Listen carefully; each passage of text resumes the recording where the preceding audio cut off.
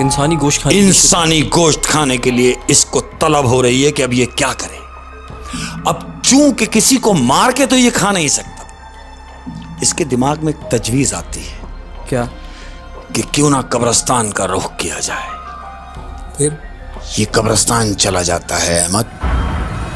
जब ये कब्रिस्तान पहुंचता है तो देखता है कि एक बूढ़ा शख्स एक कोने में बैठा हुआ है, जो कब्रिस्तान का चौकीदार भी है।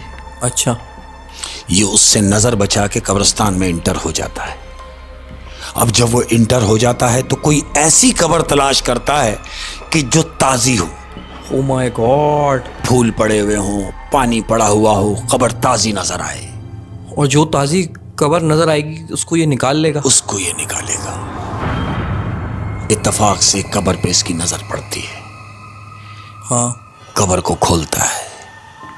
अब जैसे ही खोलता है तो इसको कराहियत होती है, क्योंकि इसने ये काम कभी पहले किया नहीं, लेकिन उसको ये काम करना पड़ रहा है क्योंकि गोश्त की तलब हो रही है। गोश्त की तलब हो रही है।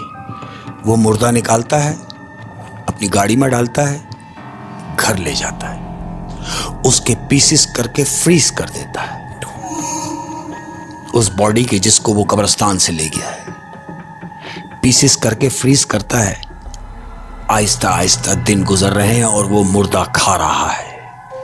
दिन गुजरते जा रहे हैं, मुर्दा खत्म होता जा रहा है। अब हफ्ता हो गया। अब अगर मुझे तलब हुई तो मैं क्या करूंगा? ये सोचता है इससे पहले कि ये खत्म हो जाए, हाँ, मैं कोई दूसरी लाश लाके डम कर देता हूं। फिर कब्रिस्तान का रुख करता है। फिर कब्रिस्तान का रुख करता है। अब जब ये कब्रिस्तान पहुंचता है तो वहां देखता है कि वो जो बूढ़ा शख्स था वो अब नहीं है। उसकी जगह कोई हट्टा कट्टा हेल्थी आदमी बैठा हुआ है। चौकीदार चेंज हो गया। चौकीदार चेंज हो जाता है। ये कहता है अब इसकी मौजूदगी में तो ये मुमकिन नहीं है, क्योंकि वो बूढ़ा था, गनूदगी में था, मैं काम कर गया। ये जाग भी रहा है और सेहतमंद भी है, तो क्यों ना इससे डील की जाए। उसने पैसों की लालच दी। पैसों की लालच देता है। वो उसके पास जाता है और उससे कहता है, अरे भाई क्या रात में तुम यहाँ ड्यूटी करते हो यार, छोड़ो, झटके की बात करो, मैं तुम्हें 50,000 रुपए देता हूं, सिर्फ तुम मुझे एक मुर्दा निकालने दो। वो जो बैठा हुआ होता है चौकीदार कब्रिस्तान का, वो अपनी सीट से खड़ा हो जाता है। कहता है क्या बकवास कर रहे हो कि तुम कह रहे हो कि तुम मेरी मौजूदगी में कब्रिस्तान से मुर्दा ले जाओ मुझे कुछ पैसे देके? नहीं, ये मुमकिन नहीं है। इसका मतलब ये है कि जो पिछले दिनों कब्रिस्तान से लाश गायब हुई थी वो तुम ही लेके गए हो। वो कहता नहीं, मैं नहीं लेके गया। वो कहता नहीं।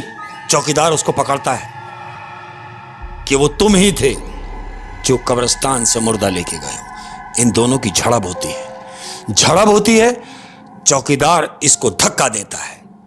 जब धक्का देता है तो वो नीचे गिरता है। जो आदमखोर है वो नीचे गिरता है और नीचे गिरते ही वो रिवॉल्वर निकालता है। आदमखोर रिवॉल्वर निकालता है और उस चौकीदार के दिमाग पे गोली मारता है अहमद।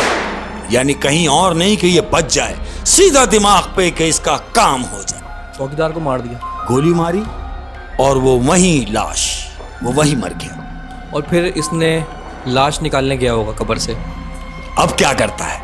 ये सोच रहा है कि मैंने इसे तो मार दिया, हाँ। अब लाश निकालना आसान हो गया, हाँ। मैं किसी भी कब्र से लाश निकाल के ले जाऊंगा, हाँ। दूसरे ही लम्हे इसके दिमाग में एक बात चलती है, हाँ। कि जब मैं लाश निकालूंगा तो मैं क्यों निकालूं?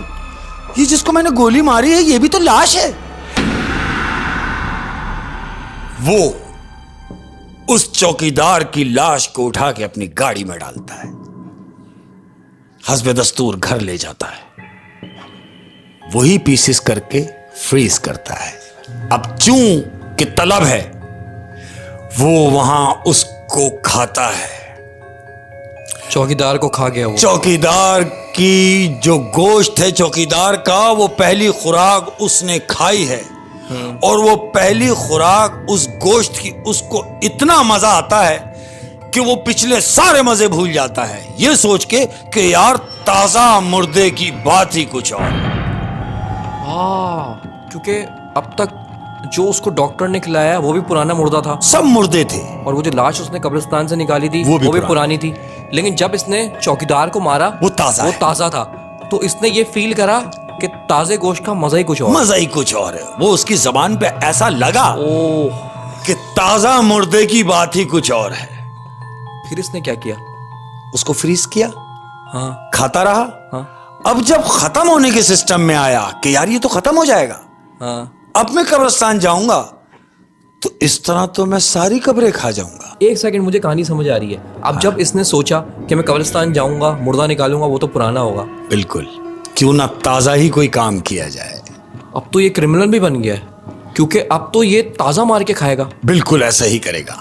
लेकिन उसके लिए उसने क्या गेम किया मालूम? हाँ, उसने सोचा ये चीज यहां रहते हुए मुमकिन नहीं है, शहर में मुमकिन नहीं है। शहर में मुमकिन नहीं।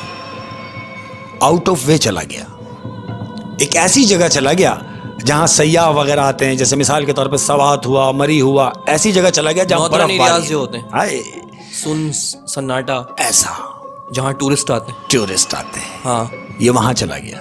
चूंकि पढ़ा लिखा था, उसने वहां पर जाकर एक होटल में अप्लाई करता है। होटल में मैनेजर की जॉब लग गई। अच्छा, उस आदमखोर की मैनेजर की जॉब लग गई होटल के अंदर। अच्छा, वो वहां पे मैनेजर लग गया। मैनेजर अब क्या हुआ? अब उसने अपनी खुराक कहाँ से पूरी की? क्या देखता है कि 2 बजे का टाइम है, अंधेरी रात है, बाहर बर्फबारी हो रही है। अच्छा, 3 टूरिस्ट लड़के होटल में इंटर होते हैं, काउंटर पर आते हैं और कहते हैं कि हमने यहाँ 1 हफ्ता कयाम करना है, हम 1 हफ्ता रुकेंगे। टूरिस्ट है, हाँ, तो हमें रूम चाहिए, ऐसा रूम दे दें जिसमें हम तीनों दोस्त एडजस्ट हो जाएं। रूम दे दिया जाता है। अब जब रूम दे दिया जाता है तो उसी रात को वो तीनों लड़के वापस नीचे आते हैं कि हम में से इसके घर से फोन आ गया है, 3 में से एक लड़के के घर से फोन आ गया कि तुम्हारे वालिद की बहुत तबीयत खराब है, तुम्हें फौरी वापस आना है। अच्छा, और वो 2 दोस्त कहते हैं कि बाहर तो बर्फबारी हो रही है और रात का ये पहर है, इस वक्त हम कैसे तुम्हें शहर तक छोड़ने जाएंगे? तो वो कहता है, मैनेजर, जो वहां मैनेजर लग गया, वो कहता है तुम्हें परेशान होने की जरूरत नहीं है, ये फर्ज मेरा है, मैं इसे शहर तक ड्रॉप करूंगा, आप परेशान ना हो, अपने रूम में जाएं, इसे मैं शहर तक छोड़ के आ जाता हूं। वो आदमखोर फिर उसको शहर तक छोड़ने गया। हाँ, छोड़ा नहीं, मतलब गया जरूर लेकिन छोड़ा नहीं। उसने उसके साथ भी वही किया कि उसे गाड़ी में छोड़ने की नीयत से बिठाया और आधे रास्ते में जाके उसके दिमाग पे गोली मार दी, उस बच्चे के दिमाग पे जिसको वो छोड़ने जा रहा था। उस बच्चे को कत्ल किया, उसकी लाश को वापस लाया और वही हस्ब दस्तूर अपने उसने उसको फ्रीज किया। अब जब फ्रीज किया, इसी असना में 1 दिन गुजरा, 2 दिन गुजरे, तीसरे दिन उन्हीं दोस्तों के पास दोबारा फोन आता है कि भाई हमने तुमसे कहा था कि हमारे बच्चे को भेज दो, तो तुमने अभी तक दोस्ती में उसको वहां रखा हुआ, तुमने भेजा नहीं। बच्चे कहते नहीं, वो तो 3 दिन पहले यहां से निकल गया, फिर हमने तो उसे भेज दिया, वो घर नहीं पहुंचा। घर वालों ने कहा नहीं। तो इन बच्चों को तजस्सुस होता है, ये मैनेजर के पास जाते हैं कि भाई आप हमारे यार को छोड़ने गए थे शहर तक, तो वो तो अभी तक घर नहीं पहुंचा। वो उन्हें तसल्लियां करा रहा है कि कोई बात नहीं, हालात खराब है, रास्ता खराब होगा, पहुंच ही जाएगा, तुम छोड़ो इन बातों को, वो पहुंच जाएगा, आओ मेरे साथ। वो उन्हें अपने रूम में ले जाता है। आदमखोर, आप यहां बैठें, आज का डिनर आप मेरे साथ करेंगे। अब ये तीनों मिलके खाना खा रहे हैं। खाना खाने के दौरान उन दोनों दोस्तों में से एक दोस्त उससे पूछता है, किससे? मैनेजर से कि आपने हमारे दोस्त को कहां ड्रॉप किया था? तो वो बजाय इसके कि उनको मुस्तनद जवाब देता, वो बात को आएं बाएं शाएं कर देता है, वो बात को गोल कर देता है। कोई जवाब सही नहीं दे रहा। अब जब जवाब सही नहीं दे रहा, ये दोनों दोस्त एक दूसरे की तरफ देखते हैं। इन्हें शक होता है कि जब वो नहीं घर पहुंचा तो यकीनन इसका हाथ है, गायब करने में इस शख्स, इस मैनेजर का हाथ है। खाना फारिग होता है और वो कहते हैं कि देखें, अगर हमारा दोस्त अपने घर सही सलामत नहीं पहुंचा तो तुम्हारी खैर नहीं,